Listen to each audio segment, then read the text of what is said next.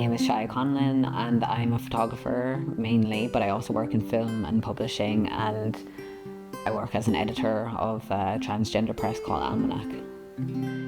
When it comes to like transness or gender, I also feel like even within the trans or queer community, sometimes there's like a lack of nuance. Like some people would just like say that I'm on testosterone, so I'm like masked kind of person. I think like that's been kind of interesting in this work that I've been doing on my transition, that at the start I was kind of like being very straightforward about how I was documenting my transition. I'm kind of oversimplifying my experience of my gender, I think. And the more that it's gone on, the more I'm like, actually it's super important that like you don't do that, because then you're kind of like contributing to this view of like transness as a binary, and that's like something that I think a lot of trans people don't identify with. So I've been trying to like add more nuance into my work, and that's also like helped me kind of think about my own gender in a more nuanced way as well. um, and I've been trying to think about how to put that nuance in the work, and I'm not like fully sure how to do it, or if you ever can, like how can you represent like the full nuance of how it feels to be trans. I feel like so much of the time at my work, and I don't know if this is like a generous enough way of thinking, but I'm like, if you get it, you get it. You know, if you're like trans, you'll probably get it. So I think in that way, like a lot of the time when I'm making something, my audience in mind is trans people. And yeah, I think like the world outside of that is kind of like the afterthought. And if they get it, they get it. If they don't, then it doesn't really matter to me.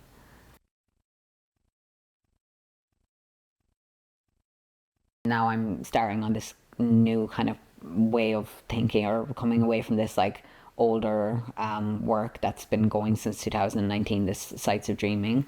It started in like 2019, and it was like very straight kind of like documentary photography project. I was like, I'm gonna like take photos of myself like injecting my tea, and like also photographing other people who were taking their gel. And I had this like very strict, just like I would just show up and shoot whatever was there. And the more that went on, the more I was kind of like, okay, but like this project is called Sites of Dreaming, and like what, like dreaming what, like where's the dreaming here? And then I was also like, okay, but I'm focusing so much on like the medical part of transitioning. You know, I'm like photographing, people doing their hormones, or like my scars after surgery and stuff. And then I was like, that is also contributing to a certain type of like view of transness, which with like when I if I go somewhere and I see those kind of photos, I do feel like very moved by them, and I think they're very important. Like when I see other trans people taking hormones in like a film or something like that, I still feel like very tender to that. But I often wonder if like that's what we do because we feel like we kind of have to, like that's the only space that's kind of been made for us, that people are so curious about like surgeries, I think. And the more easily kind of understood aspects of being trans, like hormones. So yeah, I'm more kind of interested in like what trans people have to say beyond those things. And I think there should be way more space for that, because cis people get like all the nuance in the world, and we're kind of like pigeonholed sometimes. So I started to think about this this dreaming, and I was like, well, what's going on here? Like what am I dreaming with the person I'm photographing? What am I dreaming about myself when I'm photographing myself? And I think what came up like over and over again was kind of like how we were all caring for one another, and how like photography can also be like a tool to care for somebody, because you're kind of like taking time to like sit with them and like see them, and like the person who's letting me photograph them is also like like contributing care to me, I would say. I feel like it's a very kind of reciprocal process. So then I started to kind of focus more on like these moments of care and softness, and like when people would come together. So that kind of came when I was photographing after I got my top surgery, and then my partner when they got their top surgery. and I photographed kind of like, yeah, just like the way we spent time after, which is like very mundane, just like sitting around, like, propped up, like a very much a patient, and just watching like movies and eating snacks and just being like lazy together. I think like historically, photography is really kind of like fucked up power dynamics there. A lot of like, photographers that are even famous, like even in the queer world, who have kind of like capitalized on marginalized people and who have like taken images of like strange people. Like I'm thinking about like photographers like Diane Arbus, who like made some amazing images that are like super beautiful, and like I look at them and I'm like, that's a great image, but they're like tainted by this layer of like exploitation. I think it's I don't think you can really look at that work and think like, and not think about the exploitation of the people, because it's so much about how also she marketed these works, or like I don't know if she done it or like the world around her done it, but these photos were like, the weirdos of the world, the outsiders of the world. So I think like there's that realm of photography that I have to think about.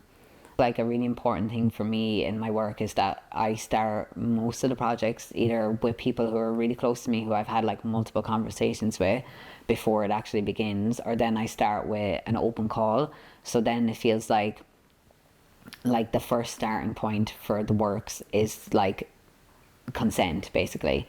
If someone wants to be photographed by me, then they can. If someone's responding to an open call, it's like they know what the project's about in kind of general terms, and then we have like more of a conversation, and it starts kind of in this like clear way, instead of this kind of typical photographic process, which is usually like someone's like, I want to like shoot you, so like, even though you're asking, it's kind of like you're still kind of like imposing something on that person. So I prefer to kind of like put it out there, and then whoever wants to be part of it can come and be part of it. So yeah, in that way I've got to know people that I didn't know before I shot them, and then I've also gotten closer to people in my life because I've been photographing them. So yeah, I think it's like built community for me. Yeah.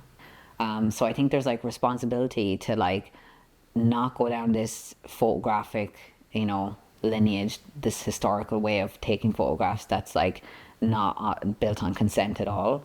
Then there's responsibility to the people in the images, that like they're comfortable, they feel safe. And I think something that I really kind of do in my work is that people see the images after, and if they are not comfortable with the images, then they don't go anywhere. So I think it just comes back to this thing of like consent.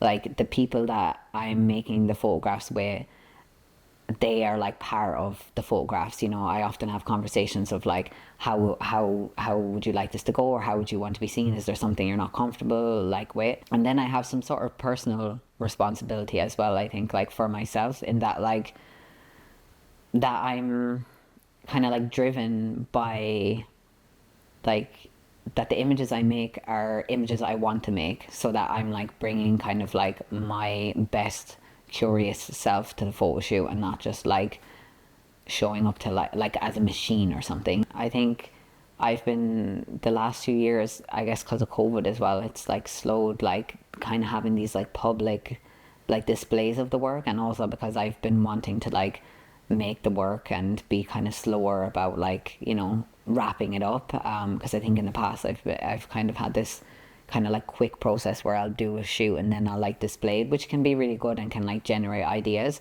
But I think I wanted to kind of have this more slower process. And I think for me, the most like meaningful thing is like the actual photo shoot, like when I'm there with the person, like that is what I live for, and that is what keeps me going. And that is like, when I'm dreaming about things and like getting inspired from my work, that's kind of where the inspiration comes from.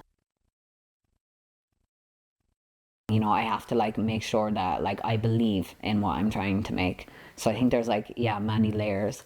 And like I said before, when I'm thinking of an audience, it's like it's trans people that I'm thinking of. I'm really not thinking of like how cis people like see this work, because I think if I honestly started to think of that, I would be like all like inspiration and creativity and curiosity would be drained out of me, because I would have to like think of like, you know, I would have to like inhabit such a way of thinking that I'm not interested in. So I just think about trans people when I am making this work.